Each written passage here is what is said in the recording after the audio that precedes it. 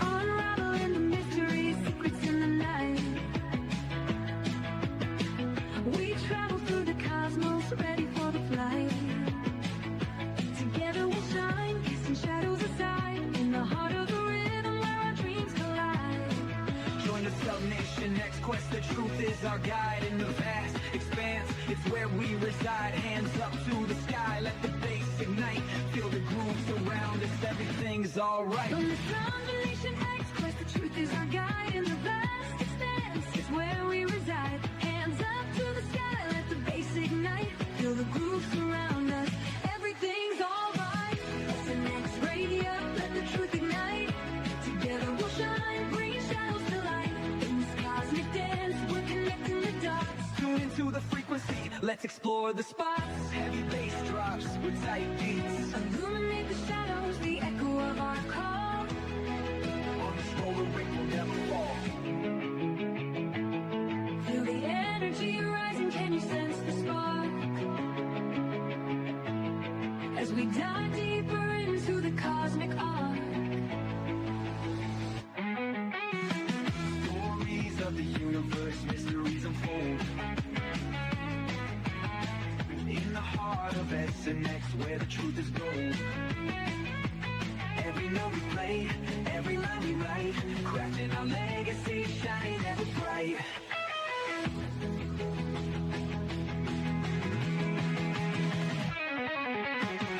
SNX Radio, let the truth ignite. Together we'll shine, bringing shadows to light.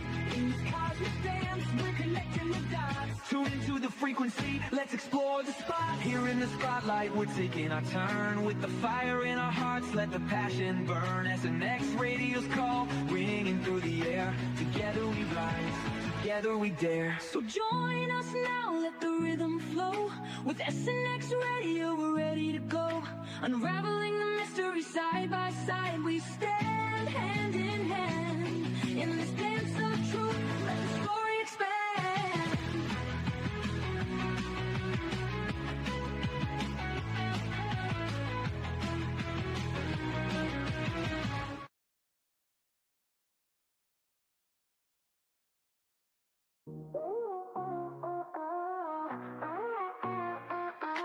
Out in the dark, the stars align.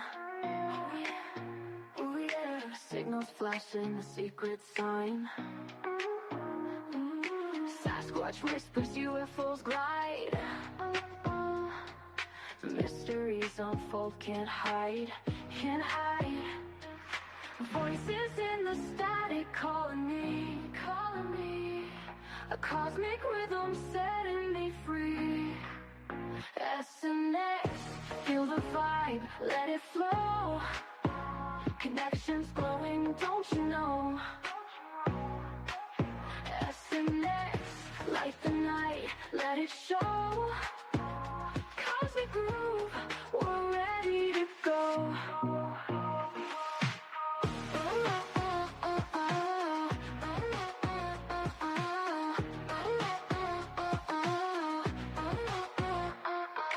Footprints in the woods, shadows move, move. Skyline flickers, it's a neon groove. Expert stories witness sight, unravel truth in the cosmic light.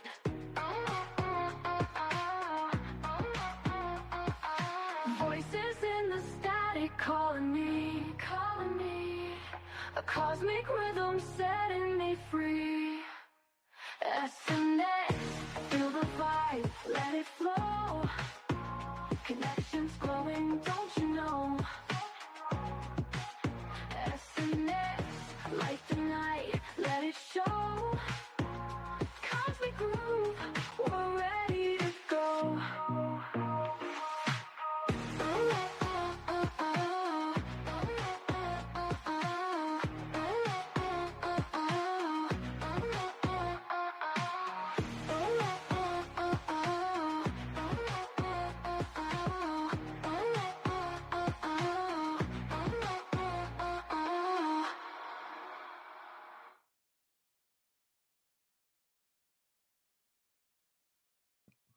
and welcome everybody back for another exciting episode of a collab with SNX Radio. It's me, Coley, and we got Rob from Typical Skeptic Podcast tonight. So I'm going to go ahead and hand this over to Rob. We're trying to cut the intro here for you guys, so I can keep dropping the show live so we can get Brian as large as audience as we can. So handing it over to you, Rob. Hey, welcome everybody. I'm glad everybody's here. Everybody in Coley's chat and my chat. And, if you heard Olivia James in my last show, Olivia James was excited for this show. She's an SSP experiencer, and she said what Brian Minnick brings to the table. She said she wanted everybody to watch because she feels he can really connect the dots, and he has some really important information to say. So with that said, our guest tonight is Brian Minnick. He's a veteran Montauk researcher and explorer who's been investigating the mysteries of Camp Hero and the Montauk Project since the early 1990s. Beginning his serious fieldwork in 1994, wow, Brian has documented rare footage of Montauk and Camp Hero that spans decades, making him one of the most dedicated and consistent voices in Montauk research. His voice has been featured on multiple cable networks, including the History Channel, Travel Channel, Science Channel, and the CW, where he has shared his insights from Montauk's legacy of secrecy, paranormal phenomena, and hidden history. Over the years, Brian has also engaged directly with the authors of the original Montauk book series, comparing firsthand exploration with their accounts.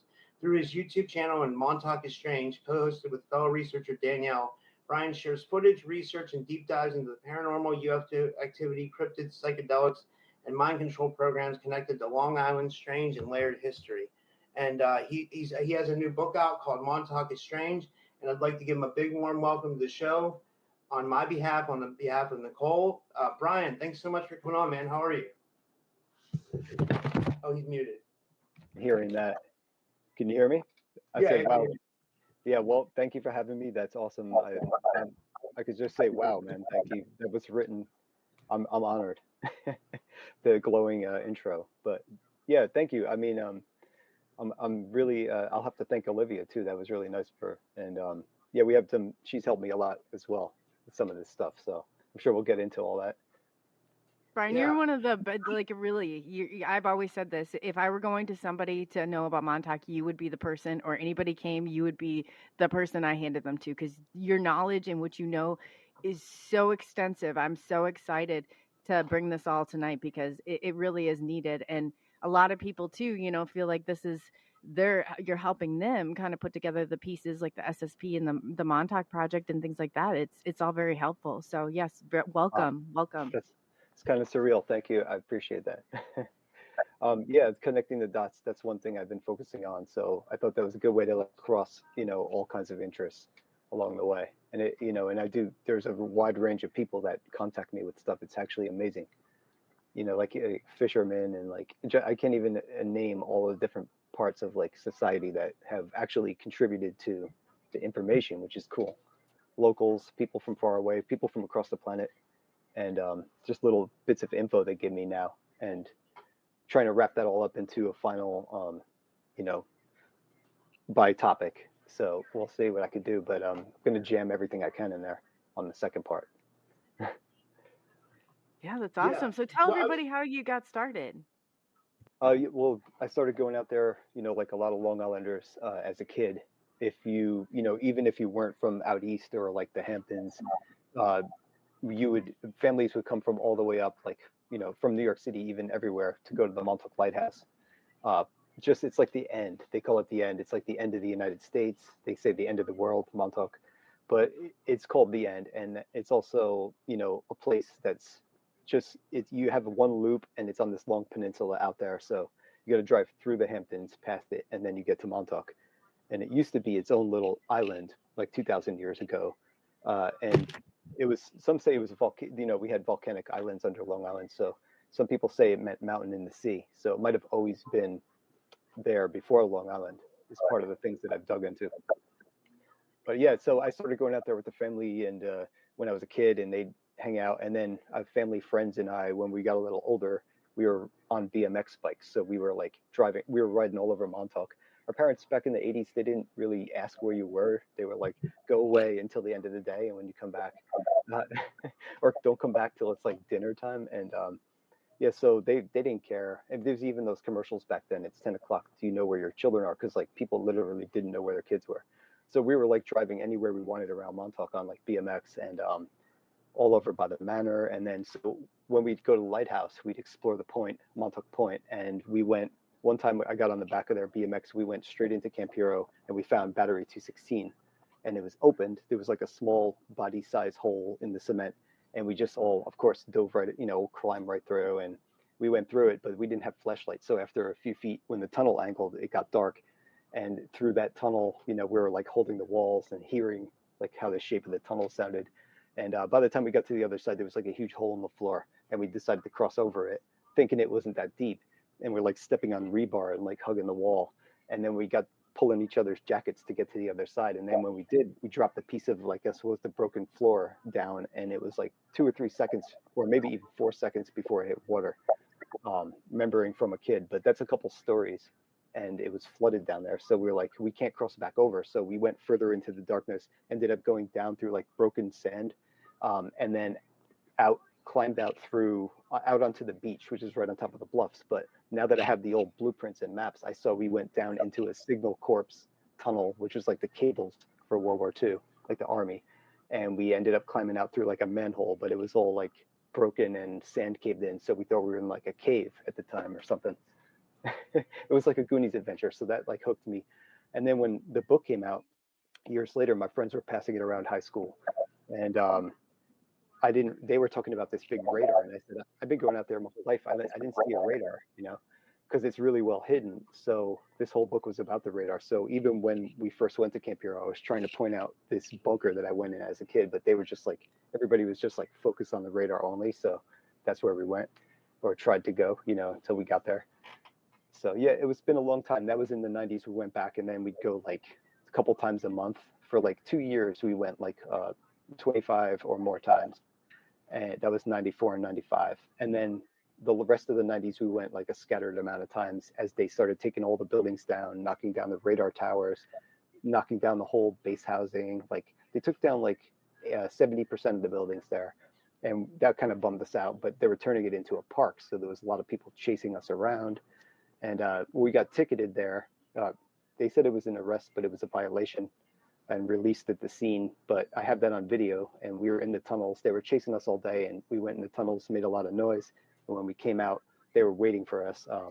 So after that, some people took a break. And over the years, after it became a park, I kind of lost interest. But a lot of people around the world started getting into it at that point in the mid 2000s. So I only got brought back into it really when the History Channel found me somehow through people I passed tapes to long ago, told at a newspaper, told them you have to talk to this guy, and so they put me on this show. And since then, I've been then I made the YouTube channel, and then they hired me to do some research, so I got back into it right away once I started finding all this old stuff I couldn't access back then. So that was a lifelong thing, I guess, with a few breaks in between where I did other things. But yeah, it's definitely been a huge part of my life. And were you familiar with this? With what? I'm sorry. Were you familiar with Preston Nichols? I guess he was like the head. Yeah. Oh yeah. There's something wrong with it. Were you familiar with Preston Nichols? Yeah, absolutely. Because we knew he wrote the book, and as soon as we did, we started investigating the base, looking for things that they talked about in the book.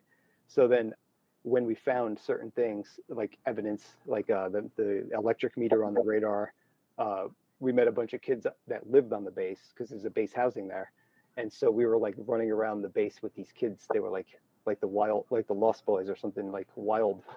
They were like wild pack of kids, and they broke the meter on the radar. They broke the glass, and then it was replaced like a week later. And my friend, his dad worked at Loco, which was like the Long Island lighting company. It was the power authority back then. And so his dad was higher than a meter reader. He could get like more data. So we got the tag number, and he ran it, and it said like restricted or off limits or classified or something like that. And so this meter has been a thing over the years where people have broken it. And then even on one of the shows I was on CW, that was with Jennifer Marshall, that's Max's mom on Stranger Things. And also, let's see, the point, Tripoli, I'm sorry, Sam Tripoli, I was trying to remember his first name. He's a comedian, and he was on with Joe Rogan a few times. That show in particular, Joe Lafreno, who was also worked at Camp Hero, he showed up the digital meter that they just replaced again. They converted it to an analog into digital. So that was recent, like a few years ago. So there's been a lot of talk about that piece of the radar there. That's what we brought to Preston Nichols. So I wrote a letter to Sky Books, which was Peter Moon's book company. Then I got a call from Peter Moon at my house, but I was still young, and I got freaked out. So I said it was like a neighbor calling. I said it was the neighbor. I gave him an excuse. And then, so he wrote about that in one of the books, that these kids called and then they got scared. I'm like, that was me. I told him years later when I talked to him again that you wrote about. I was like, you called my, because we did write him that letter. So we got these things to go to a public meeting in Huntington, New York, in a bookstore, which is up Long Island, a little more west. And it was in the basement. It was a public meeting. It was like $5. It was called Montauk Night. And we went in there. It was Al Bielek, Preston Nichols, Peter Moon, and Duncan Cameron, and like an audience of people in chairs and a few of my friends. So we went to like 2 or 3 of those. I have the tickets for the stubs for us going in my book in the back, like printed, just so you can see the dates. And so yeah, we brought our pictures up to the table and showed Preston, black and white photos of the radar in different positions, because it was like facing like north, and then it was facing like southeast or whatever. And I had my friend stand in front of the same door with it in different positions, and then so we talked about that, and Preston said it was in freesail mode, like they left it unlocked so it will blow around.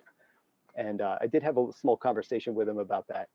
And also Peter Moon, I've talked to since, like he came with us to Montauk once when we first started our channel. And my friend Michael, Dark Hour Paranormal, was with us, and Danielle, my wife. So all 3 of us were, we met up with him. It was cool. It was surreal. But yeah, the whole crew, I didn't really talk to Duncan because he was very quiet, and Al was also very quiet. He was kind of just there, I know he talked a lot in the past, but at that point he wasn't really speaking much. So it was interesting, and it was cool to be there at that time. But we decided at that moment that, because we heard a lot of stuff there, he even showed us the UFO crash tape that is a big thing on Long Island. He had like rolled out the cart with the TV and the VCR and played that tape for us. It was very interesting, but a lot of the people in the front row were taking up a lot of his time, so we didn't have a lot of time to ask questions. We were just like observing, especially the first time. And in the end, we decided to do everything our own way, go there for ourselves, see it with our own eyes, like boots on the ground, even as kids. And I was the one that was always like, let's document it. My friends were in on it, helping me. We'd borrow like a friend's dad's video camera, which were like a tissue box, old VHS-C or 8mm candy cam that were around in '94. But not everybody had them. It was like only certain families had them. So we take those and try to protect it and not let the father know that we took it, So like by the end of the day, we're copying the tape, erasing it, and putting it back. It was a crazy mission just to get like video back then, for us at that age, at least. Yeah, Rob was saying that. He's like, he's like, some of these videos, he's like, are from VHS. And I said, yeah. They are. That's the best part.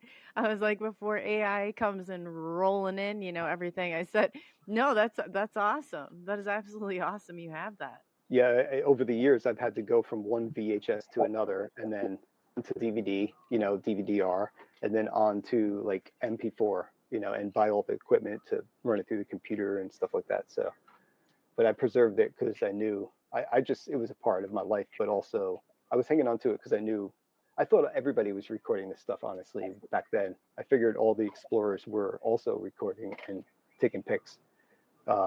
And people did take pictures and they share them with me. And I've even shared a few people's things that they've sent in, but most of the stuff on our channel is ours, On my channel is stuff that we filmed, either me, friends. I've gone with a lot of different people. So it's been a wild time, the whole time, gathering all this stuff, that's for sure. And your YouTube is Montauk Is Strange, correct, Brian? Yeah, Montauk Is Strange. And that's pretty much everything I have. It's either my Gmail or the Instagram or YouTube, or even the name of my book, The Archives. It'll be part 1 and 2 of it. But I've stuck with that just to keep it, easy to find, I guess. That's Yeah. Awesome. That What is would you say awesome. was what's one of the most like striking or well, how do I want to say this? What's one of the most striking or unexplained discoveries you personally documented on the grounds at Montauk? Would you say? Does it deal with underground? Have you like went underground there too? Yeah, we've been underground and even under subsurface parts of the underground, and several buildings have underground there. I haven't gotten into all of them or even all the bunkers, but I've been in a few, and that's always been to me very exciting. I love the underground tunnel network. That's a big part of it. But I've been writing about the paranormal part of Montauk. There's a huge UFO history over Montauk. There's ancient Native American stuff, a lot of history and legend. There's a lot of colonial history there. Like it's insane. So I like to mix all these things up, dive into the very ancient Earth, but also the legend and lore from the early internet when this story first came out. I've been going back to the Wayback Machine and digging up all these things I printed out when the internet was first out. I used to like literally print the internet just to make sure this stuff wouldn't disappear. So I have like all these old articles and blogs. So I've been trying to find those and then write about those to encapsulate that part of it. So the whole legend of it, plus the actual history, of that land, and just compiling it all together and looking for those connections. That's like my favorite thing. So the best evidence, I mean, when we were kids, when we found the LSD rooms, that was insane. But the whole tape from the whole day where they're chasing us you keep hearing this repeating signal on that tape over and over, like every couple minutes, we'll catch something that's interference into the camera, but it sounds like a repeating call for help, like a distress message. And I was thinking it's like, they talk about the underground being destroyed. It really sounds like something like that, but whatever it is, it repeats throughout the tape. It's the same tape that catch us, and we see things in the tunnel. And it was just that whole day, like as one, a lot of those whole days, the experience itself was a whole series of strange events. So those kind of add up as one thing, like one piece of evidence in a way. But I'd say the LSD room photos, and video that we have documenting 4 rooms on the upstairs of a house, all with 4 psychedelic decor, like 2 are wallpaper, 2 are painted, and those are a huge part of 1961. What they did there was combining psychedelics with electronic mind control, which is essentially microwave. Microwave is what the radar is. All radars are using microwave band, and they're bouncing off and getting a return. So Montauk's Sage radar is frequency diversity, so it oscillates through the frequencies, so you can't jam it or track it. But it also can pick and choose what frequency you want to set it on to fine tune mood control. So like cataloging over the years what frequencies affect what, this one makes you agitated, this one makes you relaxed, and slowly cataloging it over time. I have the documents recently I found for the project that supports that, all from government websites downloads. And just backing this up further, I have the whole thing for 1961 all plotted out. And essentially them saying, we want to do this. We want to combine microwaves with psychedelics and see what that does. And so the rooms are interesting. I'm going to dive into the patterns and, where they come from now a little bit. And that'll be it. I'm just wanted to document it fully. But that was just the beginning of mind control at Montauk. And maybe that wasn't even the beginning, because there was some interesting stuff going on in World War II. And, even earlier, they had the whole town became a military base in like 1939. So there was a Navy base there with a torpedo base and submarines. Montauk was this huge Army gunnery, like huge cannons that can shoot submarines like 20 miles out and sink ships like, battleships or whatever. But also in the radar base moved in the Air Force in the core of the old Army base and became this huge radar site that was so important. They had offshore towers on oil platforms, like with radars. They had that, that you ever see the plane with the dish on the bottom with the circular, it's called the EC-121. It's a spy aircraft, has a plate on the bottom, kind of like a circular dish is the best way. And so there was only 4 of those on the East Coast. One of those, the radio stations to talk to them and receive it was at Montauk. They had the Texas Towers. That was the offshore platforms. They had like every kind of communication and radar there. And back then, you just see the big radar these days, the huge Sage radar tower. But back then there were all these metal radar towers around it with round bubbles, like white bubbles, inflated rubber bubble domes around a radar that either turns or goes up and down like this for a height finder. So it was a whole bunch of radars on Radar Hill where the radar is now, but people only really see the one that's left. So that always disappointed me, because when I first got there, all those metal towers are still there, and we'd go in those, and those had deep basements. So there's just so much there that's just kind of gone, and that's why I always wanted to document it too, because I know it's disappearing and being sealed up constantly. So.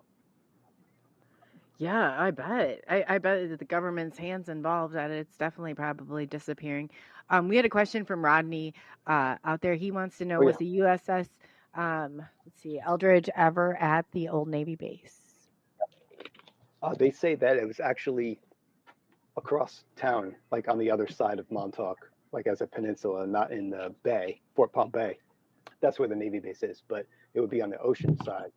It's where they say it appeared, over the biorhythm when it linked to Montauk, and this is according to the original stories, put forth by Al Bielek and Preston Nichols, pretty much. So we did look for that when in 2023 on August 12th, when it was supposed to happen.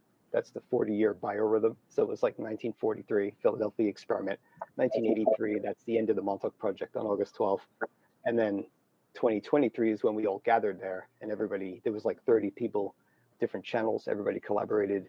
And we had been going there each year before that anyway. So it's like we met up with them and merged, and it was really cool. But people were out there on boats looking for it.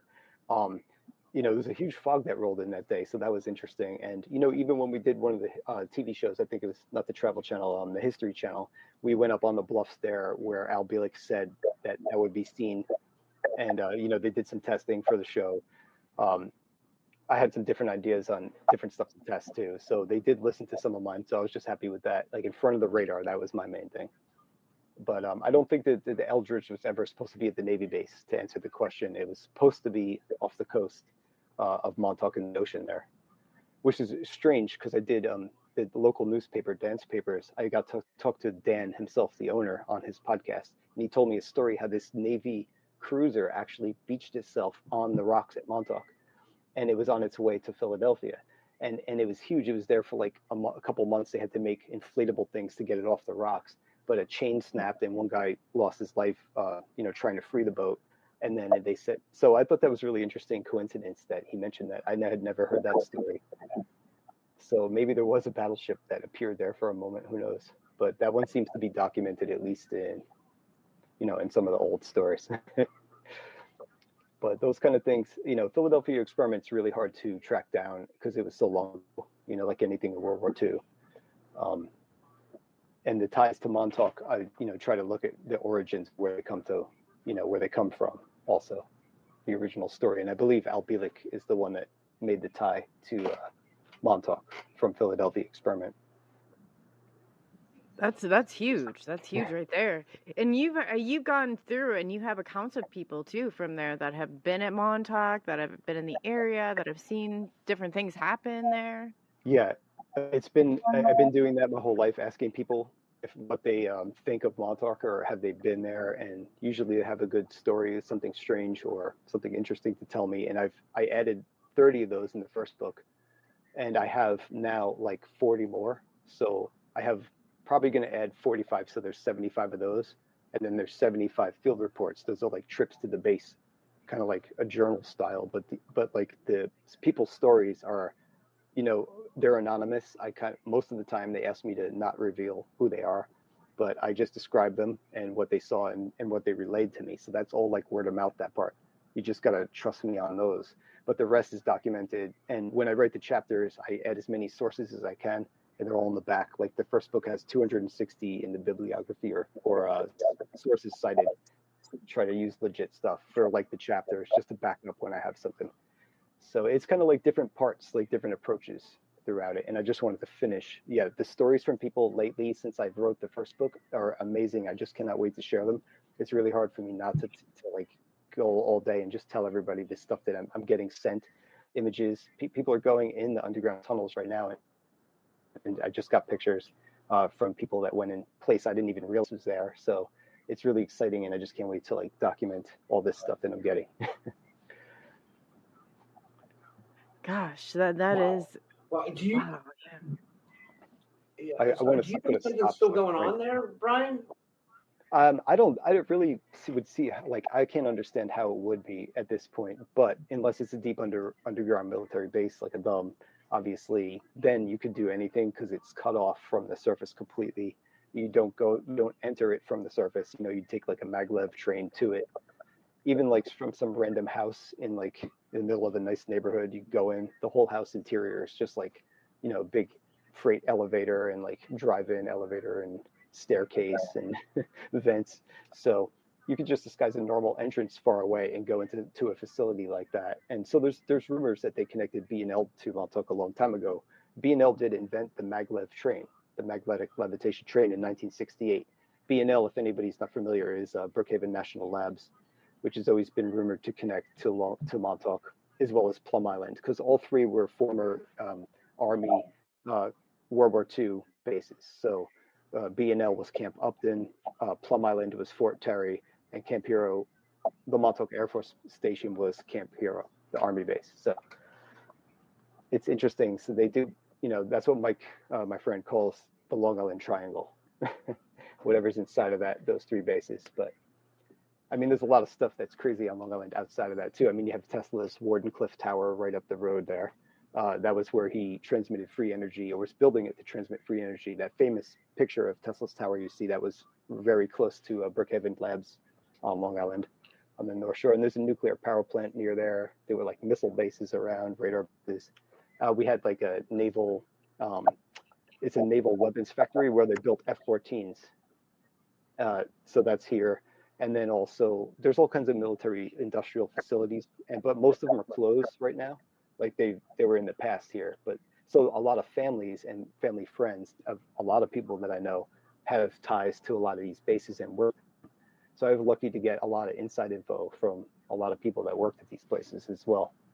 Kind of like grew up with them literally around me everywhere. So, you know, that's one thing that, you know, I had to my benefit, and I appreciate that part. I'm grateful for that. But I mean, I love living here anyway. So, and Montauk's beautiful. I love going there. But yeah, there is a dark, you know, side, and there's a strong energy there in general of the land. So, and a deep history. So it's hard to like figure out if they came to this spot to build these, you know, these installations for a reason, because some of the very beginnings of the U.S. have to do with Montauk Point. Like the first thing the United States ever built as a country was the Montauk Lighthouse. The first public U.S. public works project we built as a country was the lighthouse, and that was the guiding light to the New World for people that were coming from Europe. And it was later replaced with the Statue of Liberty, which is holding the torch of the illumination. So like George Washington commissioned, as you know, he's like one of the most well-known Freemasons, and he commissioned the Montauk Lighthouse as that same symbolic like torch that's held in the Olympics, etc. So you can see the importance. It was like one of the first things, and that part is something, I don't know, ancient about it, I feel like. But that's just a guess. You know, I have nothing really more to go on than a few things I strung together. But so yeah, I think that they chose this place for like high science experiments later on possibly because of some of those energies attached to the land, is what I was trying to get at. Wow. You know, Aleister Crowley also was here in 1918, and he said it was his favorite place on Earth. And I know he did work for some intelligence agencies in, I think it was the OTO. So maybe he was sent to scout out spots because they thought he'd be able to feel them, you know.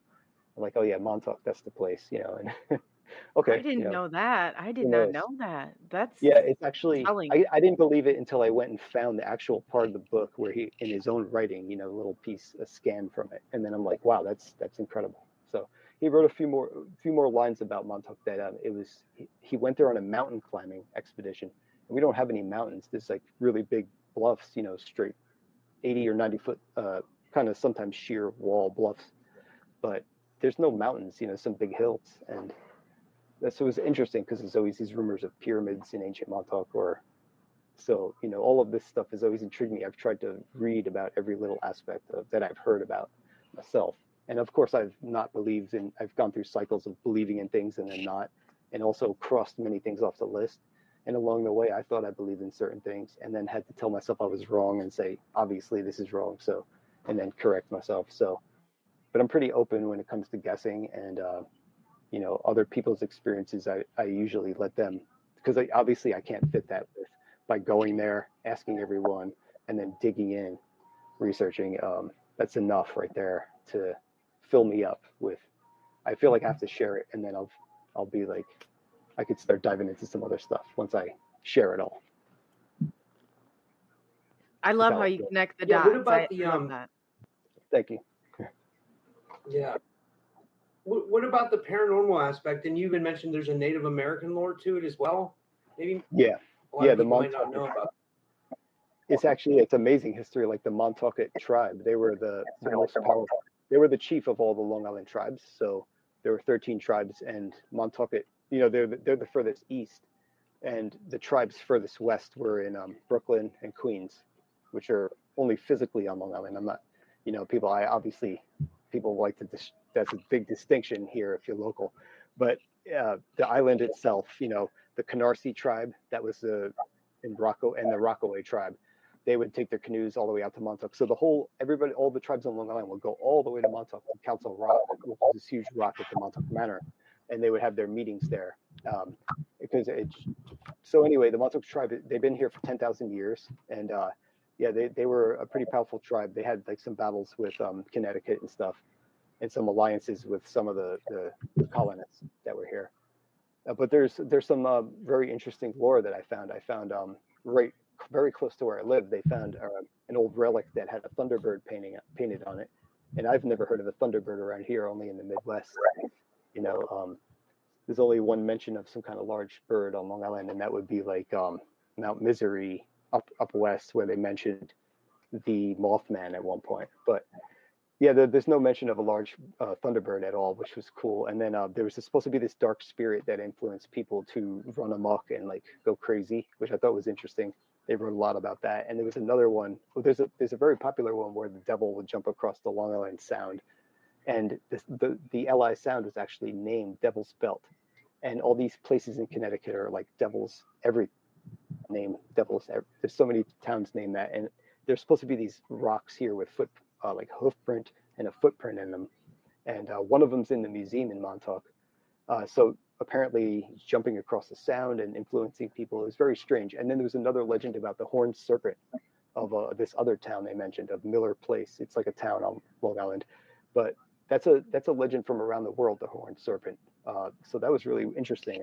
That showed up in many cultures, many continents. So, and being that this is written a long time ago, like hundreds of years ago, maybe 500 years ago, I thought that was interesting to hear. Also, one of the early Montauk chiefs he was like 7 foot something tall, and his name was like Long Knife or Manga Tuxi. He had like a huge army and stuff. So there was some really cool like history and like eras they described, and some kind of very interesting like paranormal parts. So I included some of those in the first book, but I didn't want to go too deeply into their lore out of respect. Like, I don't want to mistranslate it or missay it. So I just was given the basics of like the land with all respect, you know, because the tribe is still active and they've been fighting for their sovereignty lately. So I support them on that for sure. Because I did discuss the land grabs that were used to steal their land in order to build Camp Hero itself. And I listed all the court trials and the legal documents and like the names of the actual court battles in Supreme Court. So I put them in the story because it's part of the story.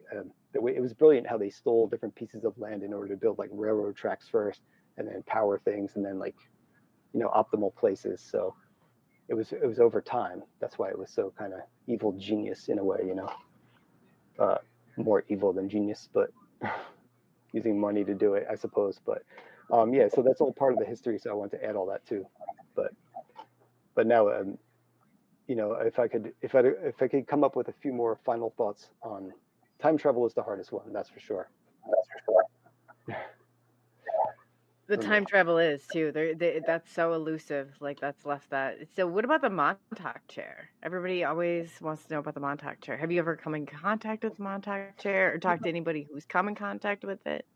Yeah, I do. Actually, I met one person in all my life that said that they found it. And it was like 2 summers ago. And I met a gentleman from Montauk and his wife walking, an older gentleman. He was a grandfather of somebody who had gone into the tunnels with friends and said they found it. Later, he invited me over to his house in Montauk. and told me a little more about it. But his granddaughter is very terrified about it, and she showed him the pictures, and he described them to me, and she deleted it according to her off her phone. I mean, I would always make a copy, of course, but that's just me. It wouldn't actually hard delete something, but if that's the story, that's fine. I was totally respectful, but they said I wanted to know where, what building was more important to me, because I have my pretty much guess of how it would be possible to put somewhere. So other than that, by his description, I did write up, the story, but it's very brief. And I made a sticker recently with the Montauk chair, just based on because I finally wanted to see what does this thing actually look like. So I based on descriptions of it and what people said the components were, what it was made of. And I kind of made something just because I was making a series of stickers. So that was definitely one of them. But who knows? I mean, nobody that I know has ever showed me or anything solid. And I can only guess that from what I understand, it was still down there. And maybe it still is. I'm not sure, because I think somebody mixed it up saying that they took it out of there, but I don't see how you can remove something that's huge like that. So it's most likely they photographed it and left it in place. So I think it's in a certain building, and recently that's the building people sent me pictures of kids getting deeper and deeper in these tunnels in video. So maybe they'll find it again. Who knows if that's the right place. I'm all for people finding stuff. I just I can't advise them to do so. I should advise against it pretty much at this point. With all local press and everything. So I don't want anybody to get hurt, of course. But the building was dangerous enough to begin to go in, because I went in with my friends and it was like black mold in there. It felt like really bad. But once you get down there, the air is untouched. So as long as it's not too much like CO2 or whatever, which I don't think it should be. So if anybody gets stuff, do you want them to email it to you, or how do you go about if they want, let's say they go on their own, we've told them it's dangerous. We said it's dangerous, but they went and they want to be exploratory people, and they want, if they get stuff, where do you want, how is the process? Where do they submit that to? Oh, okay. I mean, you can send it to my email, is a place where you could attach large files. Up to 25 gigabytes on Gmail, I believe. So or 25 it's megabytes. Montauk Is Strange at gmail.com. Montauk Is Strange at gmail.com. Sorry about that. Cool. Yeah. No, I mean, that's great. And how the people have found me in the past, I don't know how they found me, but they were moved to come and share it. So I appreciate, each and every one of you that has shared stuff with me. And I will include as much as, you want me to or allow me to. Otherwise. It's been great. Yeah, no, that's it. And people really, I mean, everybody rants and raves about you. And it's just amazing. And you're keeping that anonymity. So that's awesome too. So that's greatly appreciated. That's wild. I mean, yeah, I mean, it's fun too. I like it, but also it's like a duty, so hopefully I'll feel like it's finished at one point. Like when I do the second one, I'm like, all right, there's everything. At least that's a feeling I hope to achieve at one point. But thank you to everybody who said that. I mean, that's crazy. Each time when I see it, it makes my day if I see something like that. So yeah, and I'm watching the count on the show go way up. So this is awesome, Brian. That tells you how much people are interested in this. So I'm sitting at about 260 right now on my end live. So that's pretty amazing. Well, wow, real good. What about your book? Did you want to tell us a little bit about, give us a preview of the book? That'd be really interesting. Yeah, sure. I mean, I have usually a physical copy I would grab, but I just sent it out to a friend. So I will, basically the book is in sections. It's your normal, there are chapters where I dive into, the chapters are kind of grouped by a topic. And in that chapter, there's a whole bunch of different subtopics about Montauk. And I dive into those, connect things, cite a few references and some sources in each one. But in between the chapters, it's kind of it's not a regular book where it goes 1, 2, 3, 4. It's chapter 1, and then I go into the field reports, which are our trips there, starting at the very first one in 1988 when we went in that bunker I told you about as kids. That's the first field report. And that goes all the way up through the 90s, all those times we went, down to the date, every person who was with me, what entrance we went in, what position the radar was in, what happened that day, who chased us, what buildings we found for the first time. So it's a lot of like first time stuff, you know, and then we get up to the point where they close it down, knock the buildings, and it's a park. And now the new one starts, and it's goes through like a few TV shows that I was doing before YouTube, and then they came to me and found me, so I went on them. But then I started the channel, so a lot of those YouTube trips, we were going there like bam, bam, bam, again, like the 90s every time, a couple times a month sometimes, and at least once a month for a few years. So with a whole bunch of different people, started collabing and taking people on tours from around. It was, you know, it was a lot of fun, and we went a lot of times, found a lot of cool stuff. So I'm going to write about those all. That's like the field reports. But then there's all those stories you were talking about where I talked to locals, and now I've talked to people from all over, you know, from all points of life. So that's going to be finishing that part of that. And then I have, you know, the more chapters. But in the book, there's also, in between all the chapters, there's maps of Montauk, starting at like the very first discovery, like colonial maps, all through the military maps. So every building that the military's put on, like the Army map, the Air Force map, all throughout history, and like the blueprints. I have all the technical blueprints from all the bunkers and all the satellite bunkers that are scattered like around Montauk and even outside Montauk in other towns, parts of Camp Hero that were supporting Camp Hero. And we explored some of those on the channel as well. And then, you know, besides maps, blueprints, I got photo galleries. There's 3 of them. So one of them is for like all our old trips there. Then there's another gallery for like the history stuff. So it's all historic photos. And then another gallery for the chapters. So there's like 3 different photo galleries. And then there's a whole history, military history. It's kind of like a one-time thing. I'm not doing that again in the second one, but it's like a chronological, kind of like a report for school, but it's like by era and different branches of the military. Every piece of equipment they ever had, every like radar, every gun, every, you know, type of armament that I could find, I put in chronological order, because it helped me figure out other things that actually line up with the legend really well. So, and diving into knowing Preston and all them when we were kids, and like going there, what prompted us to go. That was like kind of, you know, when we were younger, and then what drove us to keep going through those years. And then just diving into all the subtopics and like, you know, microwave, electronic mind control. And I have all the UFO reports from over Montauk in the back. You know, there's a series of them. Even some of the documents they were sending, they got a UFO with the Montauk radar and then sent it right to the White House in DC. They thought it was a Russian bomber at the time. It was going way too fast. It was like 4,000 knots, and it crossed the US in like minutes. They passed it from one radar station to the next in like Ohio, then like Wisconsin. It was crazy. So these documents are like real things. I got locals, newspapers, stories about paranormal things, like the lighthouse is supposed to be haunted. People saw this thing on the beach. I have cryptid stuff, the Montauk Monster, the Plum Island, the body that washed up on Plum Island that had long fingers and trepanation holes in its head. And I don't know if you know that one, but there's a series of anything weird and strange in the whole area tied to Montauk, and I tried to jam it all in there. And there's more for the second half at least, where I can fill it up to that level. So Wow. Wow. and then You've I'll like then I'll covered it take a break. all. Yeah. How do you keep it all organized? I mean, that's amazing. I But don't. It's such a disaster. When I look for a file, I have to search for like 30 minutes. Like I can't remember what I named it. I have like so many hard drives. I don't know. It's just a mess. My desktop's a total disaster. Like a thing blew off, you know. So I am not organized. That's the worst part. oh, well, yeah, I but you've just got a wing it all. mound of stuff. I don't know how you possibly could be. I was gonna ask. I Yeah, it's mean, true. you'd have to be like, I mean, because all of that type of information, I'm sure laying it out and putting it into that type of order is not easy. That is not easy. Yeah. I mean, well, I've had to make systems to do it, and some of the things I go over in my head, you know. So I thought of, and I actually make little notepads and write. And sometimes I go back and read them. I'm like, I have no clue what this means. I'm like, all right, well, that's like a lost thought, because I wrote something down I thought probably was brilliant, and then I can't even understand what it said. So it's a mess.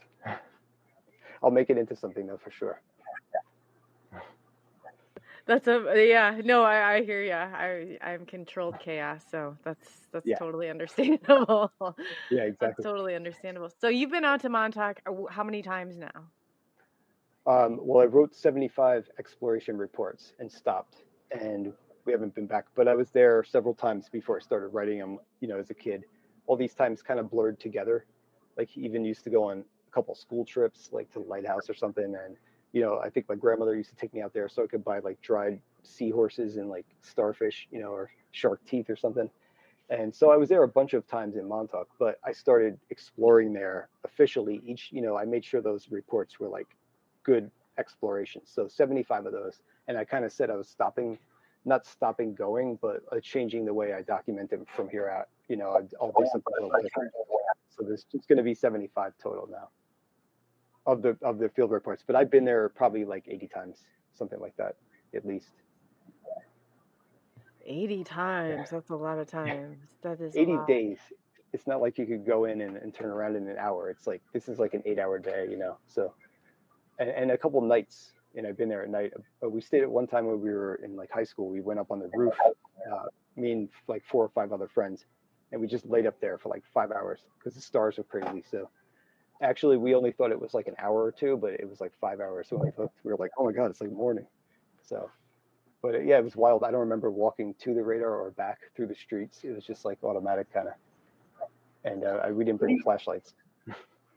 What do you suspect is going on with the UFO activity? Do you think it's like it's government? Do you think there's like a military, like a clandestine base around there somewhere? Or do you think it's like aliens? Do you think it has something to do with the ley lines in the area that are bringing UFOs in? Like, do you have a theory behind that or anything? Or do you think it just happens to be like just a coincidence that they're showing up?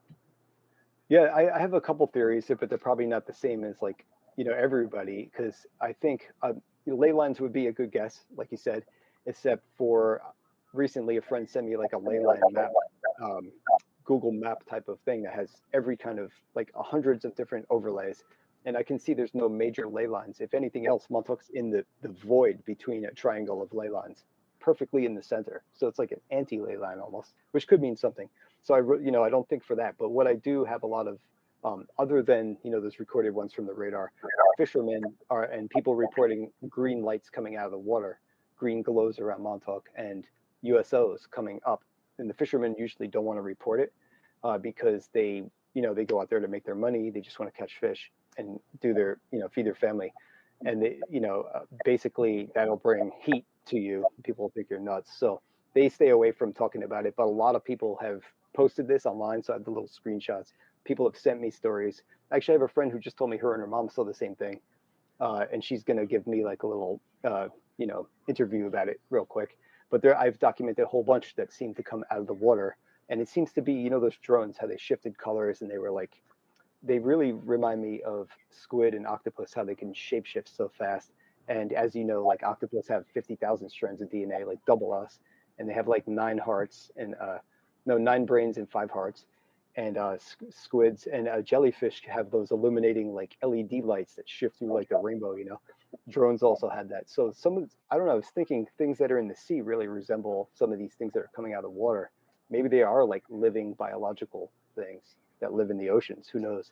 That's one theory about some of the green lights that they've reported coming out of the water. The other ones that are seen overhead are strange because we have them in our spherical probe-looking balloon. It looks like like a balloon or whatever. But I got one on video flying, and then after a while, it just shoots straight up into the sky. And I have that on one of the videos right over battery 216.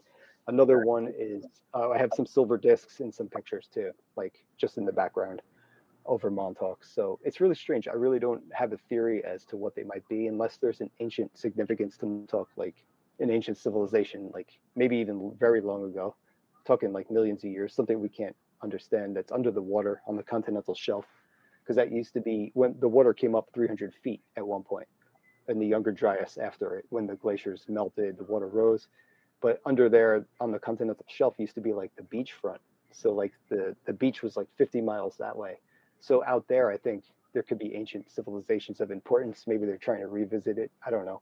I really don't have a theory. There was supposed to be a UFO in the Montauk Project Experiments in Time book by Preston Nichols.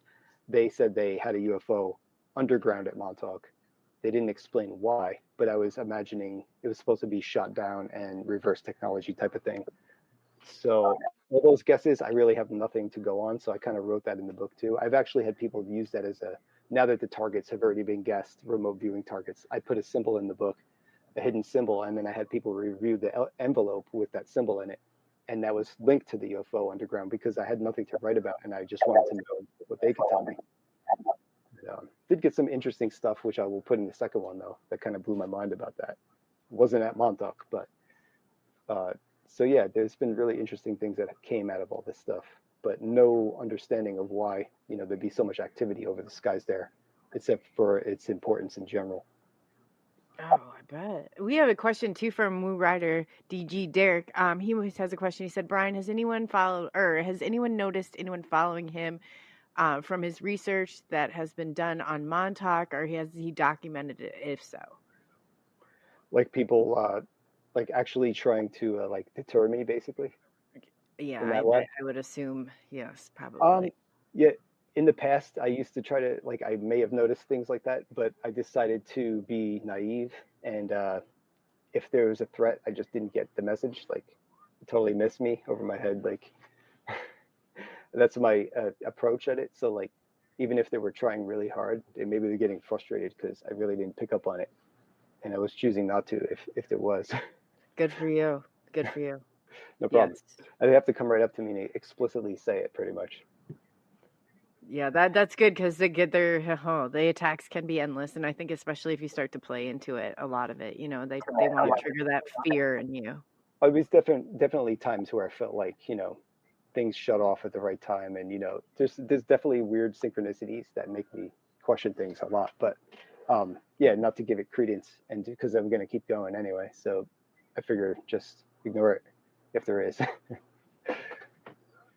But nothing really major to write about, so it's been okay.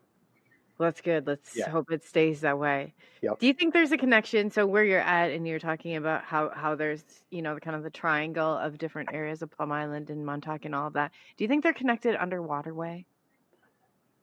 Oh, you mean the three bases that I mentioned? Yes. Well, two of them definitely were supposed to be connected under land, like by maybe a magnetic levitation train, as the speculations have gone, and that would be the lab and Montauk. But Plum Island is out to sea, and island. Yeah, I've heard tunnels that they have tunnels under water to block island from Montauk. But when I look at the ocean floor, I don't see any raised structures or anything, which is crazy. I did find what looks like an ancient city right off Montauk Point, and in the center of it is this thing called the Great Eastern Rock. It's like described as a spire, kind of like an obelisk or like Washington Monument type of thing, and it actually ripped the bottom of the biggest boat ever, like before the Titanic. It was called the Great Eastern. It's called Great Eastern Rock. But when I looked at that rock in the center, there's all these mountains in rows like a city. So I put that in the book. I got screenshots, nice color ones. The book is black and white for now. I'd like to do another one in color. But I since go back and try to find it, and they blurred the whole beneath Long Island, the southern shore of Long Island, where I found two mountains that look like a pyramid too. And that city right off Montauk Point looks like it's all blurred. It is. I cannot find it on any platform, any mapping service. It's gone. But the rest of like the coast, starting at Jersey going down, is all clear again. And so that one pyramid that I thought I found, like a mound underwater, it's right on 42 and 71 latitude, exact cross point. You know how like latitude and longitude marks have like degrees and seconds of like digits, and this is on 0.0000, and the other one's like the exact intersection. So if you zoom all the way out on like Google Earth, it's still one of the main grids, and that's where this thing is. Also, the only earthquake ever on Long Island land itself was right there nearby in that peak stretch. It's like a mile away, and that's the only Long Island earthquake on the mainland of Long Island ever. So I think there's something about that place still, and everybody says there's a portal at Montauk. Of course, that would be a good explanation for UFOs or anything else. Vortex portal. There's all kinds of guesses on that, and it's a lot of guessing for me, but I'll try to figure it out a little more and the differences between them all. So I'm kind of ruling out the ley lines for now. But there's supposed to be a planetary cross point at Montauk. It's like a traffic circle, but it's been widely speculated, and it's part of like the entire story. And there's also some other spots there that are supposed to have certain, like this place called the Void. It's supposed to be like devoid of feeling and sound and everything.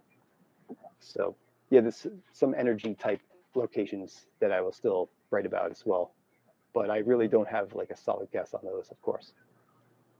Of course, we bring all our gadgets there and try to test every which, like EMF meters and infrared cameras and ultraviolet and, thermals and every kind of gadget we can get, but I don't spend a lot on them. I'll get like the cheap version or make it myself, certain things.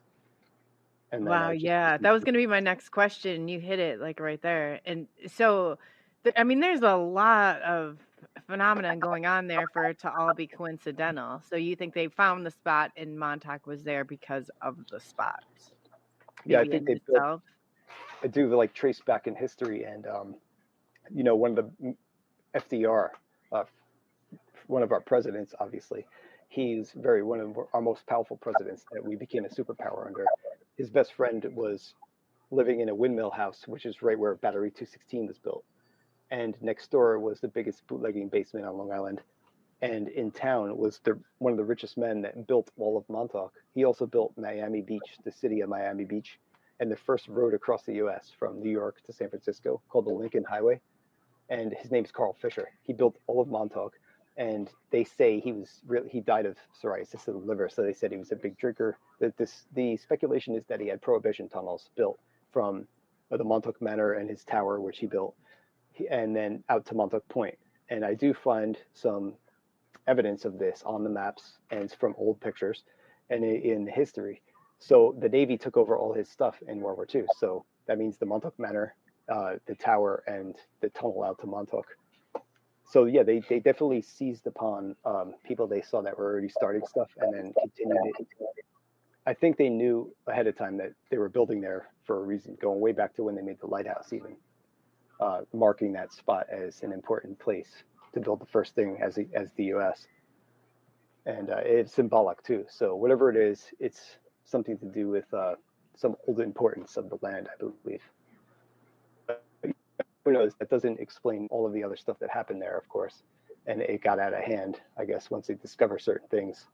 The idea is to like weaponize it, of course. So. Oh, yeah, that's exactly what happens too. Wow. Yeah.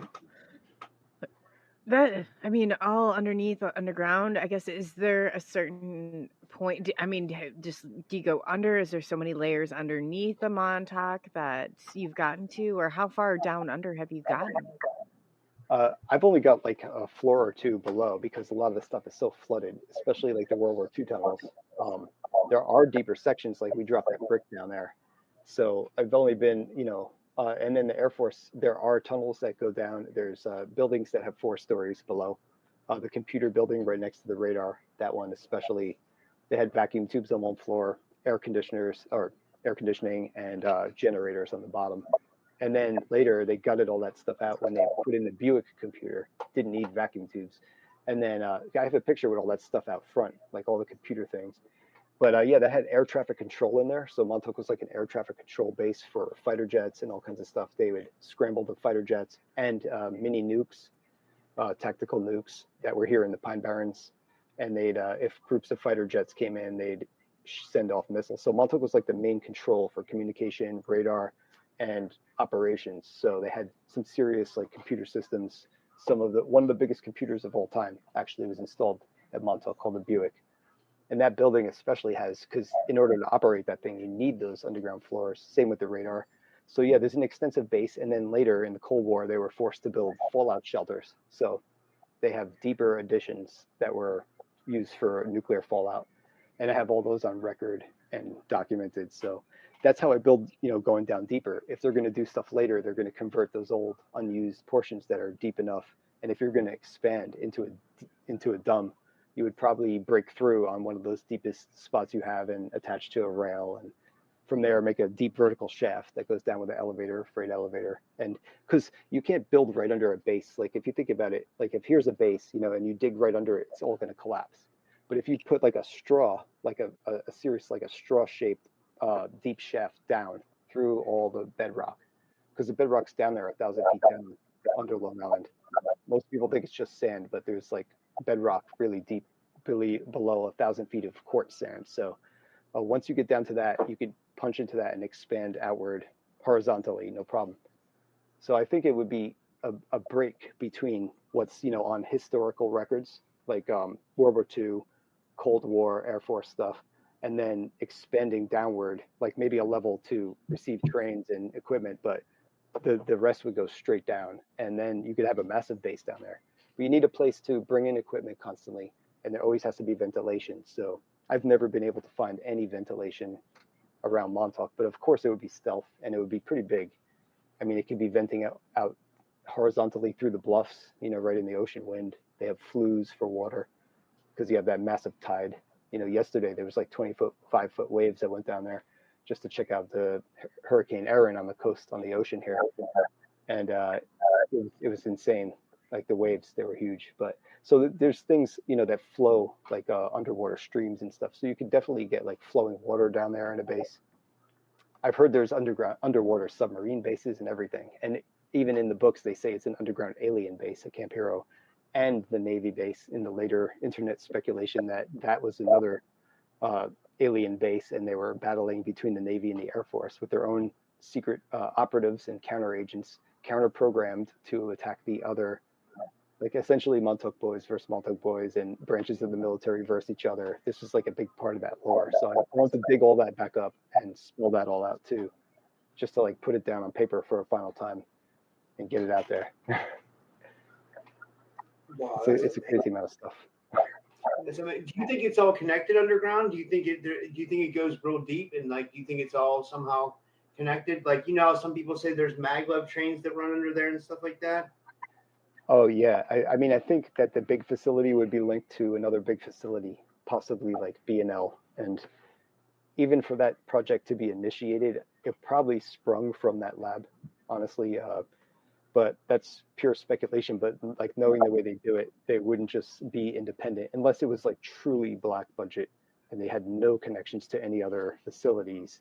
Then I think they would have to be somewhat on the on the records somewhere to be connected to a facility that is on the records in a big way.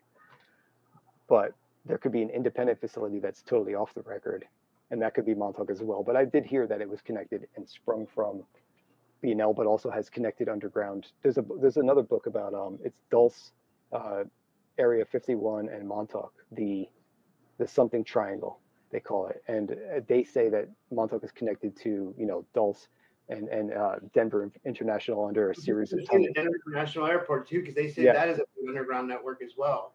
I have an old book from like the 90s, and it was called Underground Bases and Tunnels, and this guy listed like 40 or 50 already. Montauk wasn't on there yet, but they had this network already kind of mapped out under the U.S. And I'm sure we've all seen those countless videos of those large tunnels under there. I just have this theory, Brian, that like it's like, I had Gene Decode on yesterday, and he thinks, he specializes in the dumps too, and like I have this theory, like, and the other people think this too, that like we're just not being told about. There's a whole world underground. There was a Native American guy that used to come on Art Bell, and he used to say that there was literally like oceans and lakes underground as well, like that aliens and civilizations like the Garths and stuff have whole cities and whole. And you hear about reptilians having tunnels down there and caverns as well. Like, it's like, I just have a feeling we're not being told about so much. And it's so much more elaborate and so much more than what we can even ever imagine, Oh, yeah, definitely. Oh, yeah. That was part of what was his name? Red Hawk, I think. Red I know Elk. the guy you're talking about. I used to listen to him. Red Elk, yes. Red Elk, yeah. Yeah, brilliant. And the reptilians, yeah, of course. I mean, they may have been here before humans, and that's how ancient they may be, but they've retreated down there for some reason or another, and this is ours up top. But if you go, into their area too far, obviously, you may encounter that. You'd be surprised. It's an uncharted land, just like the ocean, or anything else that we don't know. Even the forest for some people, and even the forest at Montauk. I mean, I haven't walked through the whole thing. We recently have, but it's bigger than you think. Yeah, so I definitely believe that things are with it, because the Earth is the crust of the Earth is like a honeycomb. So it's like pockets there's openings everywhere, and the oceans he's right, because scientists did find a few years ago that there's more water in the oceans in the crust of the Earth than there is on the surface of the Earth. So there's some massive oceans bigger than our oceans on the surface in the crust, like trapped in pockets, underground oceans in pockets, and also huge, massive caves. And, even the Hopi, they talk about the ant people taking everybody in. So there's countless references to underground living, basically. I always say that would explain why the whole reason for USOs, like they say the UFOs that go unidentified submerged objects that go from the Yes. air to the water. They do it seamlessly. Like they do it without even breaking water, and they Yep. just like, and like you got to wonder, well, where are they going, and like you said, the ocean's so uncharted, so there's got to be some alien bases down there. And I used to have a woman that came on my show. She said that she thought there was a lot of like a big alien base under the Marianas Trench, Oh, yeah. and in other places too, so it's because it seems like they come off the coast of like Norfolk, Virginia, and then they, Preston Dennett wrote a book about the USOs off of Catalina Island in California. Oh yeah, and that was one of the oldest ones I remember too, from an old book. Like it was like Time Life or something when I was a kid at a yard sale. But Catalina Island was like one of those old black and white ones, one of the originals too, and maybe it was in Blue Book. But yeah, this is I've been collecting UFO reports since I was a kid. I have like VCR tapes, just like 6 hours filled of stuff I recorded off the news, like Phoenix Lights Live when it happened, and like all that stuff. And I've been collecting and printing, everything for years on. So it was always a big thing for me. So finding them at Montauk too was just like a bonus. But it's insane how many things go unreported too. Dude, that's how, like, when you mentioned Red Elk, I was listening to Art Bell in like 1999, 2000, 2001, back when the radio, you had to turn the knob on the radio. I think I had a car stereo. It was like a digital stereo then, which is like funny that, that was like the first digital stereos, but like, it was still like, radio was still big back then, like the word podcast hadn't even been thought of. I always tell people, it's funny, that like back then it was just like Art Bell. I mean, I'm sure there was a lot of other stuff too, but I mean, like, like for me as a kid, that's all I could find, I don't know. That's I know the feeling, especially I went through the same era, and then, even a few years before with Montauk, just going out there, not knowing the map of the base, or like, I can't look at it from above, I'm like, where are we going? I only had like an old road atlas that didn't have the streets, because you go to the library to try to find it, but then all of a sudden the internet's there, bam. I'm like, I'm taking all this, everything I find. Like, I literally like downloaded the entire, like everything I could find. So, because I was so excited to get all that info at once. But now it's like, when at the beginning of the internet, there was a lot of good websites. They were like really generic. They were done in like HTML, but you could find some like really good conspiracy information. Do you remember that? Yeah, Biblioteca Apocalypse or whatever. Yeah. And what was another one? Yeah, there's a couple of people made their own too, like not Firefox. Yeah, I can't remember it. I'm close. Angel Fire. I was trying to figure out, like, did you ever listen to old school like UFO radio too? I remember like back in like, I think it was 2005 or 2009. Like, I was always a fan of like UFO radio, and I remember before Alejandro Rojas got real big, like before he got his break, he was doing another guy's show. I can't remember what it was called, but it was a great show. They would be on at night, like Art Bell, but like they would, they did a separate thing, and he was like, yeah, it was a good show, man. Because I always tried to follow UFO radio throughout my life, and then it was just the internet would help so much, because it kind of like opened everything up. You know what I mean? There's all of a sudden became so much more.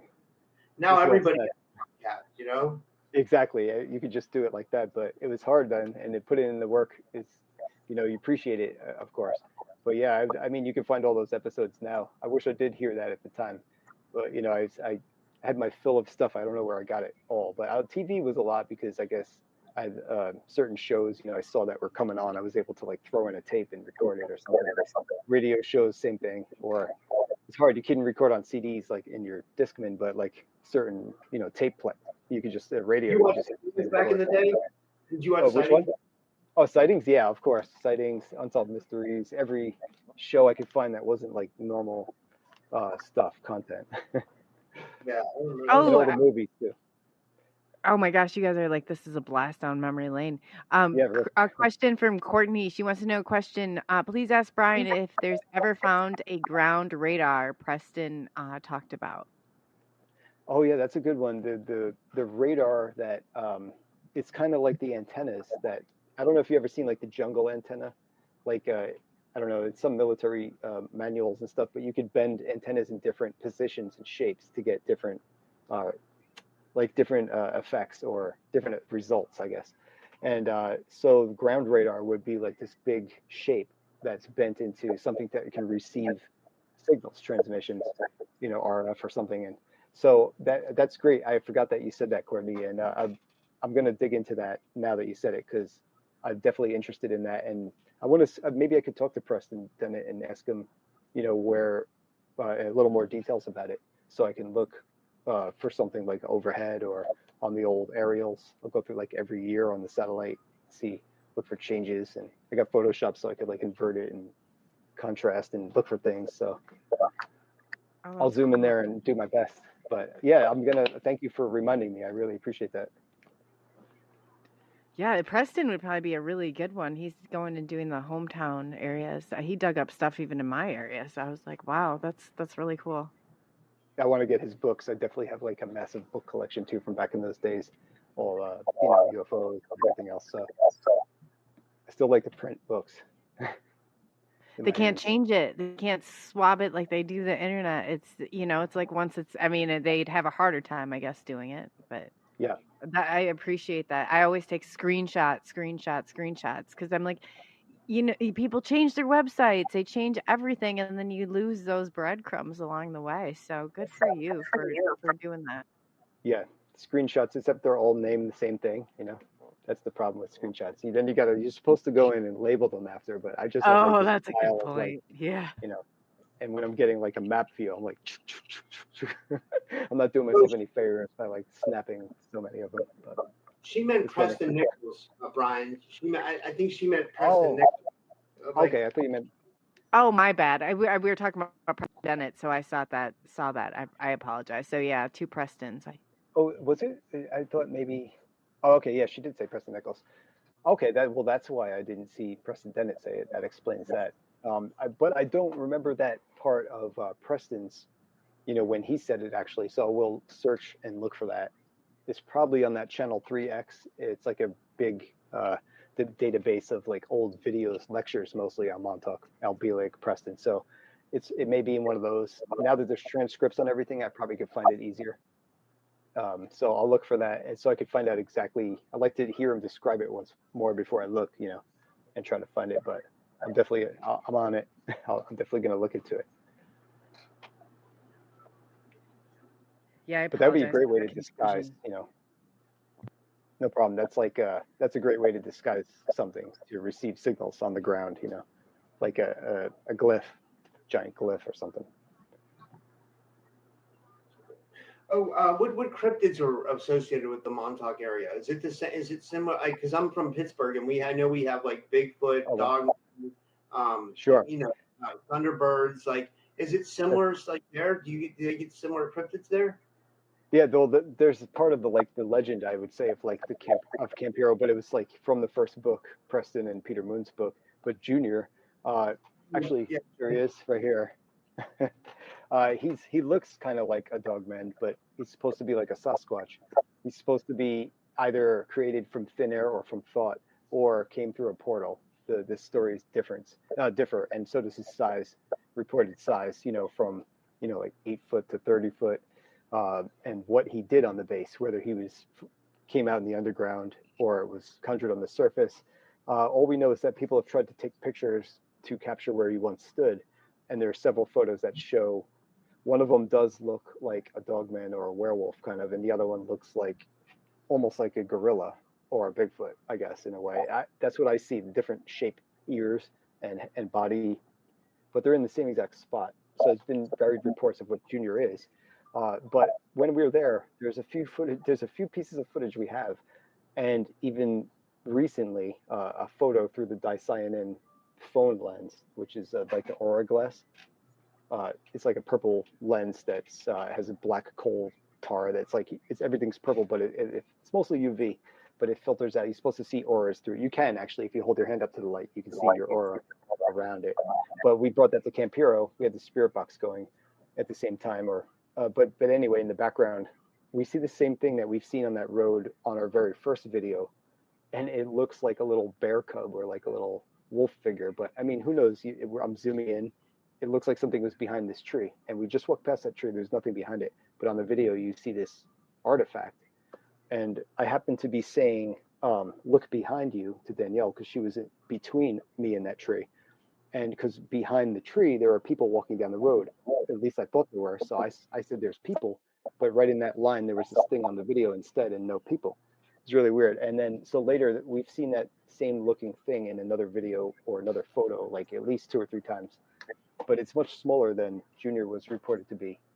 It seems to be like a shadowy figure that appears in our videos. Didn't see anything with my eyes, but one time when I was there, I went there by myself, like around my birthday, I think, just to like walk around. And I was in by the computer building, and I was actually recording this too. And I'm sitting there, I go to pan up on the radar, and something jumps off the roof of the computer building behind me and lands in the bushes, like right behind me. I felt it hit the ground, and you hear it on camera, it's like thump. And then it took like 1, 2, 3 steps, and it was just gone. So I had turned around, and there was no like leaves moving or nothing, like no swaying grass that it hit. And if it was a deer, they take off like chaotic and make a ruckus. Why would a deer be on the roof anyway? How could it even get up there? So whatever that was, it was so weird because it was so like a deep bass when it hit the ground. It was heavy. It's heavy about even heavier than me maybe, as a human. So I felt like it was like equal weight. So the weird thing is when I put that video up, I got a subscriber, 3 subscribers that had Bigfoot related stuff, and they sent it to me. Some were first time people I talked to on like Instagram. One bought my book. Anyway, one sent a claw mark in a tree, and it looked like the tree kind of split from natural, but it was like, okay, claws. Another one sent over by the picnic tables a piece of the radar, but it looked like a Bigfoot footprint. And he's like, I don't know how this was made or why it's over here. So he sent that to me. The third person sent a story from he was there the weekend before, very close to where I heard this thing jump off the roof at night with his friend, and they heard something in a tree. He didn't want to scare his friend. And then a few minutes later, something jumped out of the high tree and landed. It shook the ground, and they said they ran for a second and they decided to come back and like go past that area when they were like brave enough. But it was all like in the same week or so around the same area. So kind of tie them together just for like people giving me random stories. Brian, it says this is so funny video. He says my favorite testimony from Preston, I think he means Preston Nichols, is he says the resident Kryptonian at Montauk loved to drink toilet bowl cleaner. Oh, yes. That's right. I guess talk about that. That's so awesome. A friend just said to me yesterday, he said that to me about he said, at least you weren't talking about reptilians drinking Drano. And I was like, oh my God, that's an awesome sticker. So I'm going to make that one. Oh, you should make stickers. Those would be amazing. My son was just talking about covering a table with one. I was like, man, more people need to be doing that. I think you hit the nail on the head when you were talking about that the other day. Oh, I already made them, and I put the store up. Like I got a whole bunch designed, and I have like 50 more ideas. Like I made sheets, sticker sheets, and some of them have like the LSD room wallpapers and like mind control stuff. They're like the subtopics of Montauk, so it's not like your typical Montauk stickers like you'd expect, like just the radar and like Montauk Project. It's like some of the deeper topics. So I don't know if everybody will get all of them right away, but I did, like all stuff I did write about. I'm sure everybody knows most of them. People know a lot, so that's what I enjoy. So yeah, but I did make one actually, and I want to make one with the Drano because it was Drano in particular, which I thought was very specific and funny. Preston did say that. And he was going on about how they love this Drano and we're getting drunk, and he was really getting into that part of the story. That's where he started losing people a little bit, and they were like, because he went off on these little tangents, as he talked, from what I saw in those lectures when we were there, at least. Wow. That's funny. Thanks for reminding me of that. So that's on your website. I'll go ahead and I'll get that link real quick, and I will drop it in the chat so the chat has that. And is that where you're selling like the stickers and your books, everything's on there? Yeah, I just made that so I could sell like a signed book that people have asked, and I have a couple stickers I made. Like here's like the sheet of them. I don't know if you can see it, but they peel off. Those are wow, those are awesome. Oh, I want to order some. The Toxic Barrel. Toxic Barrel and the Tick Farm. Sorry.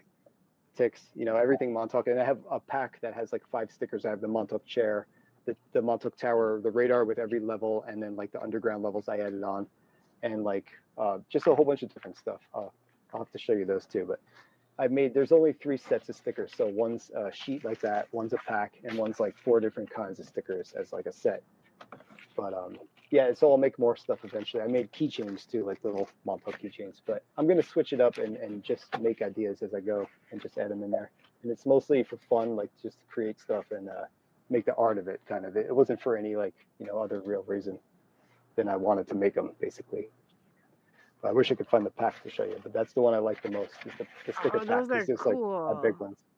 Those are Thank you. very cool. Yeah, and then there was a question too about Indian. Oh, Jason had it. Oh, Indian Lake Project. Have you heard of the Indian Lake Project? He said it's a possible connection to Montauk boys. Oh, is that in Florida by chance?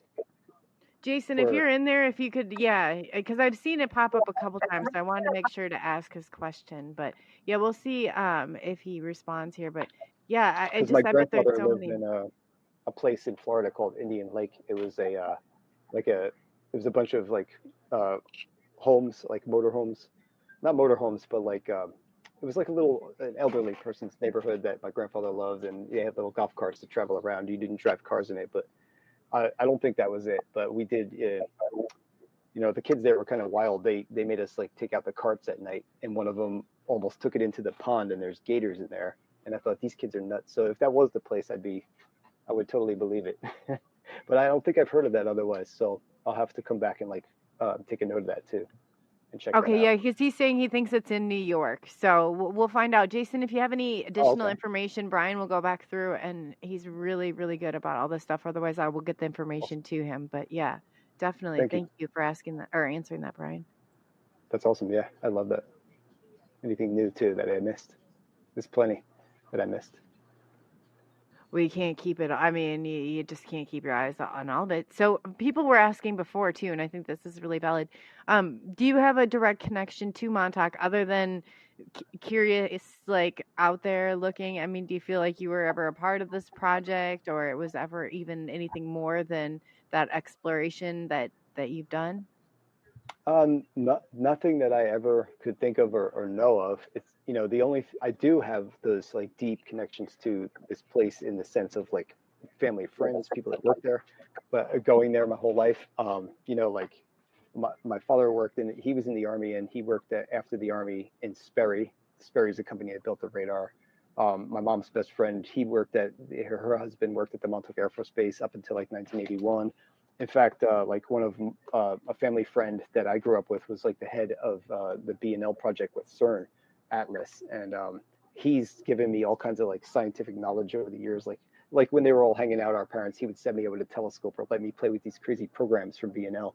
I don't know what it was, but I was flying through stars and like it was just like points of light, like on an old keyboard, like pixels, but it was like the real star maps and you could like fly through them. It was crazy. And B&L did invent the first video game in 1968, table tennis. So they also made video games there, and like the first nuclear reactor, graphite reactor, and all this other stuff. So like literally, this is a piece of CERN right here. This is a piece of the CERN Large Hadron Collider, LHC. This is a Wow. see that piece in the middle of this keychain. Sorry. It's like a metal piece in the middle. That's a cable, a flat cable. It's a superconducting cable. It's got like a COA. It has like CERN, a serial number and all that.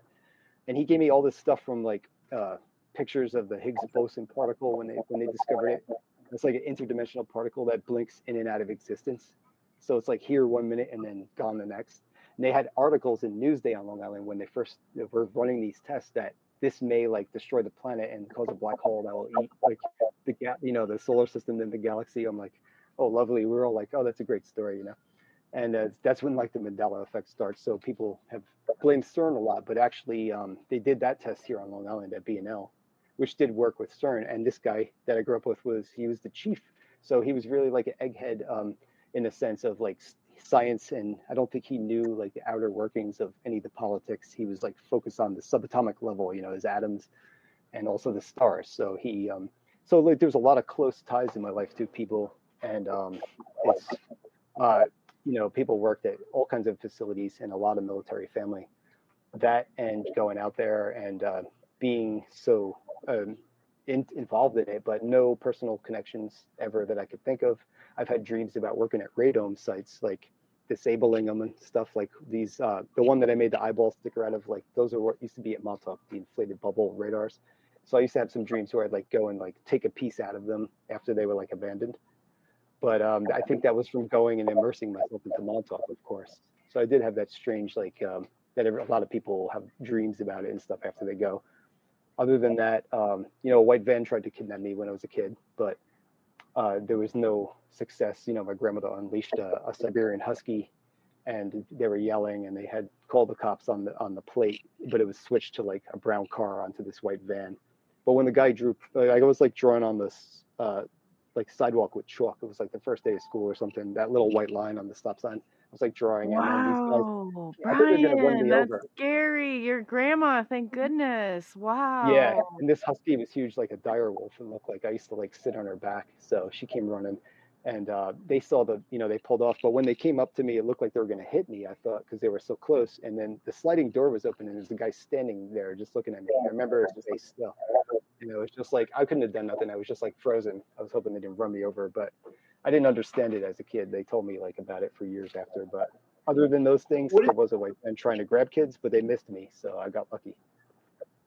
What did the dog do? Did the dog attack them? Did your dog attack them, or like how did it work? My grandmother's husky, she just came running like she looked like a barrel, like she was really like well fed, so she's like, rah. And they're loud. Huskies go crazy, so if you ever hear them yelling, I think that scared them alone. And also, they were watching me from two corners. Like I was on the corner, so like my mother was down on one, and my grandmother was coming to meet me.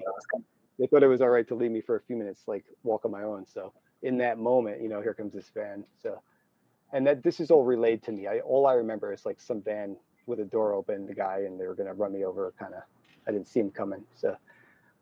But yeah, so knowing that, I never got really close to the original authors or anything. Not that I was accusing them of that or anything, but we just didn't trust people other than my friends. We were a tight group of friends, and we had a rotating lineup of people that would go out to the base with us that were really into it, like a good 12 that were definitely into it, and like another 20 kids that were like satellite friends that would come in and out. So these groups, we were out there to go find info, and we didn't want to get sucked into the storyline when we can go and look ourselves, kind of. So that's how we felt back then. And once I started talking to everybody else around Long Island, I started getting great stories and realizing that this story has affected everybody. A lot of people feel like they're involved. There's actually people out there on Long Island that say they were involved and they were there in that time and everything, and they've never talked to the internet press. I've just heard it through third person and repeatedly over the years the same stories, from the same people, that this person's out there. And so I've heard other people that talked about it. So there's this whole like other group of people out there too, I wonder. But a lot of Long Islanders just feel that basic that it influenced us all, and that's what they write about in the first book too. That they started pushing the tests further and further to see how far the range would go, even including Connecticut, because Montauk, the SAGE radar is it has a 300-mile range, not rage. But it goes over the horizon radar. So it goes 300 miles until the curve of the Earth would stop the radar from going, because it would go forever and then return, because it's just energy. It's not going to slow down. There's no interference on it, but the curve is where it stops. It loses its, so it was able to see 300 miles out, long story short. So they could actually do the tests when they're broadcasting up to 300 miles in a circumference. So it might even be Massachusetts and Jersey and New York City eventually testing the range on people in the initial times when they were learning those things. Wow. We kind of talked about that and touched on that a few other times too. Chris Yeah. Saladay, he's local here, and big shout out coming from Iowa. He said, Brian, have you looked at the satellite photos? I know you talked about it before, that kind of underneath, but of Montauk base area, and he's military too. Have you, Yeah. or excuse me, if you have, are there any areas that are blurred or blocked out that you can see that are on the land area, I guess, through Montauk? That's a great question. Yeah, I've looked at every year satellite image plus all the old aerial topographical maps of the elevations and all the old aerial photos from different years.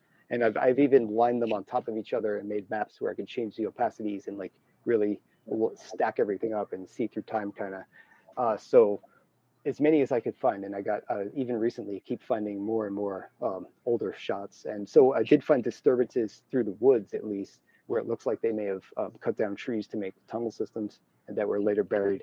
That took a long time to grow back. And those kind of line up with some of the infrastructure there. Blacked out and blurred, not as much on the surface, but the thing that I found under the water, the mound, they literally have a black square on that very spot where it was blurred out. It's like a glitch, actually. It's not always a black square, but you can see it has a shadow. So it's like a tile that was lifted off the map. And now it's got this slight shadow. And it's blurred. When you zoom out, the whole thing is just like solid blur on top of it. So of course I screenshot those too. Made more of a mess that I will clean up.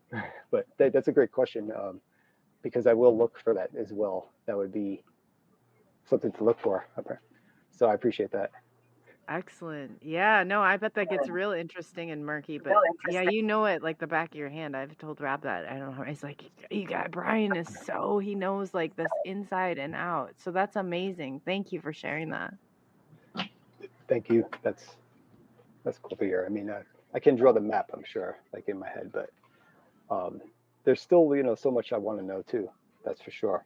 I have a ton of questions. I would love to be able to see inside certain places and just know for sure what's in and what's down there. So to me, I'm still asking the same questions too. Thanks. Yeah, I still have a ton of questions always. So That's good because you can't ever stop questioning. Otherwise, I tell you, you lead and you're working on a map of all of it. And I love the point where, because it's like common sense. A lot of this is common sense. And you're taking and you're putting this and compiling this all together. And you're like, it's trial and error. But if you cannot speculate a little bit in this, you'll never get anywhere. that's right. Yeah. I mean, you can only plot out it's so many utilities, but you have to guess how, like if you were them, how would they try to expand this place, and what would be the most, even problem areas where there's like too much water buildup or any construction issues, all that stuff. So yeah, you're right. Trial and error. That's a great way to describe it. And over time, lots of wrong guesses, but eventually you could kind of see that there's this. Sometimes you have to build in a certain spot, even there's something else there. So it wouldn't be possible for it to be there because something else is there. So like working backwards to find these things is a lot of it. Like finding out what's where, and then it's obviously not there; it's somewhere else. So that helps with the guess big time. I would just love if I could do computer 3D mapping. So one day I'll have to collaborate with somebody who's like works for an architect office or something and create it that way. Because I was going to learn Google SketchUp, and I thought that was just adding too much to my plate at this point, starting from scratch to like 3D map it out. I'm not an architect, but I do have I could picture it in my head exactly like that. But for me to make it on the computer would be a different story. I don't think I want to attempt that. No, I bet not. That would be. I know if I tried that, that'd probably end in disaster. Tiffany from the group, she wants to know: does Brian know of ET contactees who ended up with fiber optics coming out of their hands? Knowing I'm not the only one, I know I'm not the only one, so she must be experiencing that herself. Have you ever is that heard that? Morgellons, I think it's called. Oh, the Morgellons. It's a big thing in the targeted individual community. A lot of targeted individuals have that, like like the Morgan, like you said, Brian. The Morgan, it's a real thing. Like I've seen people like okay, it's not scary. Morgellons. Yeah. So that sounds like the micro technology I did hear about. Some people could describe it as black goo, but it could look like snow also. And they're just like the size of a particle that has a small battery that's powered by touching the other. They have 8 arms, and kind of like those old Capsella toys is from the 80s. But if you have 2 arms that touch, that's what gives them the power. So all they have to do is, and these can change shape. They're called like smart dust. And fiber would be easy to have in somebody once you can get down to like talking nano machines. So those are possible now. Fibers would easily be possible as well. I mean, it's a much bigger, but yeah, I could only imagine what they could put into those fiber optics and all kinds of. You could literally put batteries, cameras, and a whole circuit, a microchip, a very small chip that would, be the brain of that device. Whether how small it is, could be like the size of a hair, and that's all physically. That's all like real technology right now. You can even go read on like. Some of it's in like major science magazines even, which is scary. Yeah. So I didn't hear of that, which I will check that out. But it kind of goes with like a lot of the old alien implant stuff and some of the stuff I used to see. And maybe that's where they got that idea and made it, changed it into something a little more human. But like the idea of monitoring and tagging and on who knows, that's interesting. It's why I believe a lot of the technology that from aliens, I believe a lot of the technology the government has, they probably got it from aliens, and they're just using it for the wrong ways or something. I don't know. Yeah, agreed. And like back engineering and making. So I didn't mean Oh to cut you yeah. off too, Coley. No, that's okay. We just had a question from Courtney. Did you ever do the knock test with a stick to find hollow spots on the ground, and how did that turn out? Ooh, yeah. No, I didn't do it with a stick. That's a good idea. But I did. You hear it sometimes with your feet, and we especially did that inside the Navy base bunkers. Um, they're just these bunkers with nothing. They go in there. There's no ports. There's no electric connections. So we were like kicking the floor in there. It's supposed to be this underground, and it did sound hollow. Somebody else told me something really interesting too. That with a excuse me underground area that you can hear an echo. That means that if you can hear an echo for no reason in front of a building, when there's no clear like triple wall to bounce off, or just this an echo that's out of place, it means likely that there's some kind of underground cave or opening, either beneath that building or under your feet, somewhere in between. And this was somebody like I think they worked at the keyboard place, so they like all about sound. But I thought that was interesting because there's a few spots I have heard echo like that. But I'm going to do a knock test too because we'll test every kind of test we can until we run out of ideas. So that's cool. I'm definitely going to rewatch and write down all these ideas because no idea goes unturned or undone or whatever. Wow, that's amazing. And then I guess maybe we have another question here. This will be the last one that I have on my end. Have you ever seen any symbolism anywhere, or have you ever been able to connect any symbolism, I guess, into anything that you've seen or there at Montauk? Yeah, there's like this. There was one, I think it used to be on the website of Above Top Secret way back in the day. That was another one of those old sites that had a lot of great stuff. And somebody found on the Montauk, right in front of the Montauk Lighthouse on the rocks, there was this symbol carved in that looked like like a triangle kind of with hooks on them, kind of like this, I guess. And it was carved in the rock. And then, there were some things on some of the albeolic drawings of the aliens with like the same, kind of triangle on their sleeves. But there's other things like we've been looking for around the base, but no like, if it comes to like writing or like geoglyphs or anything like that, petroglyphs, like writing on rocks, we didn't really see anything like that. But somebody actually carved that right into this giant boulder, and it looked like they wrote it with like a pen, but somehow it was like almost like a Dremel or something made it. It was pretty interesting. I don't see, there's a lot of symbolism out there because you have all that history, but there's also a lot of stuff that was wiped away or like knocked down. So it's kind of like a fresh land, and anything that you see like on the surface level, it's a lot of stuff's really overgrown. So anything old would be harder to see. So everything would be kind of new that you see, but I wouldn't doubt it that there would be like new symbolism there right now because it's so many people are going out there, especially in the summer and from all over. And over the years, it's had so many visitors because of Stranger Things' popularity. The base has really picked up in traffic over the years, and even the fence that we used to sneak through all the time, most recently was sealed off on every hole, but the front gate was open, and families were like moseying around, like people with kids. I guess they thought it was like somebody had pushed it open and left it, so everybody just. I opened the gate and was like, all right, everybody come through because, all these people are great cover. So it was like this day we could all go in apparently, but who knows, what's going to come of it because they have been sealing everything up over there too. But I will keep my eyes out for anything that's like symbolic, of course, or repetitious that I've seen. Oh, one cool thing that was symbolic was I was checking out this bunker. I heard something in the woods. Then I look in front of me on the bunker and it's the white rabbit painted in the graffiti. I was like, oh, that's so cool and fitting, for Montauk. But other than that, I haven't really noticed anything offhand. I may remember something that I forgot, but it's a good question. It's got me curious. That's amazing. And Brian, Rob, do you have any other questions on your end? I was just looking at the time. Oh yeah. No, this It's been absolutely amazing. is amazing. I Yeah. Brian, do you want to tell everybody where they Yeah. can find you This is and really cool. where? Yeah, and everybody check the description. You're gonna find Brian's links to his books, to the website with the very cool stickers that I think should be like a hot commodity selling item because I know I want to get some. My son will go crazy over those. So Thank you. that's I'm awesome. starting with 10 and trying to, keep adding to them because I want to make more. But thank you. I appreciate all that support. And it's the book, YouTube, and I have the Instagram for all the photos. You know, I take a lot of pictures, and that's about it. And my email, feel free to contact me at Gmail. All Montauk is Strange. Yeah, I was gonna say Montauk is Strange, like at gmail.com. You're on. You can find you on Facebook. You can find you across lines. So, in your book too, I've got a link into the hard copy. I'm not sure. I tried testing the ebook link out, but I don't think that it was working. Also, do you have that up on your website?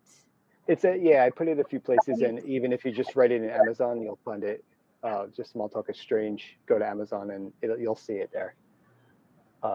I've been lucky enough to stay in the, since it's new still, but I appreciate all the, any little bit, any kind of form of the book that you get. Of course, I prefer the coffee table, but it's a big, heavy book. It's more money, so I get it. It's like lifting weights, that one. But it's packed, jam-packed. Yeah, it's jam-packed. Yes, I appreciate definitely. that. Jam-packed. I mean, yes, and you've done a phenomenal job. So I just want to thank you too. And I like your YouTube. You got a YouTube channel, Montauk is Strange. Thank you, Jason H, for putting that up there. I saw that you were putting that through. So I encourage you to get over there and subscribe to Brian and look through his stuff. Awesome. Thank you so much. Yeah, so we appreciate you coming on. Thank you so much. Thank you for having me. It was cool. Do you guys collaborate? Have you collaborated like this a few times? Because I didn't see it, but okay, that's a really cool idea. I thought it's on both channels. So yeah, thank you both, and it was definitely an honor. Sorry, my dog. I got a dog with some anxiety going on outside, so I apologize. I'm gonna get but thank you so much, Brian. Yes, and we love, so I would love to put people in touch with you. You guys reach out to Brian if you have any additional questions. And again, thank you all for being here tonight. We appreciate it. Thank you. Very much so. Awesome. So yeah, so I'm gonna go ahead and Brian, thank you again, and we'll be in touch soon. And Rob, isn't he fantastic? Isn't Brian absolutely fantastic? I just so fascinating listening to him. Oh, that was awesome. I really enjoyed that. Yes. Yeah, that was awesome. Yeah. So again, I apologize. I've got a dog with anxiety going on right outside. I'm gonna get going, but I am. I think I'm. What's that?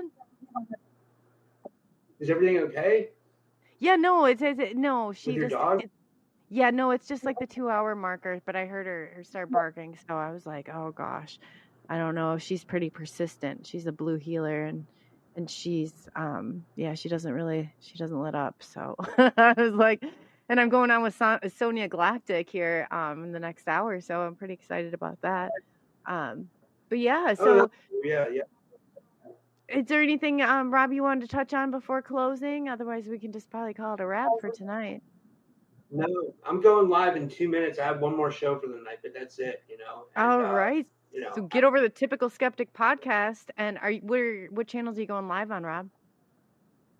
I'll be live on YouTube, Rumble, Facebook, and then you're going to live at 11, right? 11 or my time? 11 my time? Yeah, 10 p.m. my time. For sure. So I'll jump in there and say hi too. So again, thank you. Yes. And on behalf of SNX Radio and Typical Skeptic Podcast, we thank you for taking the journey into the unknown with us tonight. Get over and show Rob some love over on his channel if you're listening. Twitter, X, I encourage you to find Typical Skeptic Podcast also on, he's Rumble, YouTube. He's got them all covered, Facebook. So yes, definitely. And I guess with that, we're just going to call it a close. So everybody have a nice night. Thanks, guys. See ya. Thank you. Love it. And we are done as soon as